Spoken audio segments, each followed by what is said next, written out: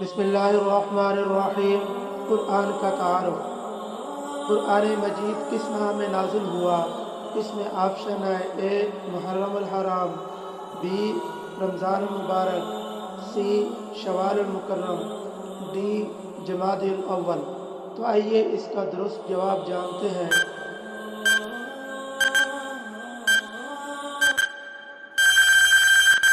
इसका दुरुस्त जवाब है रमज़ान मुबारक। कुरान मजीद का दिन किस सूरत को कहा जाता है?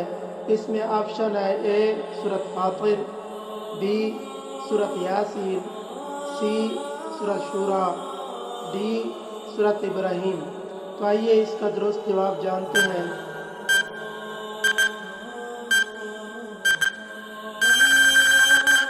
इसका दुरुस्त जवाब है सूरत यासीन।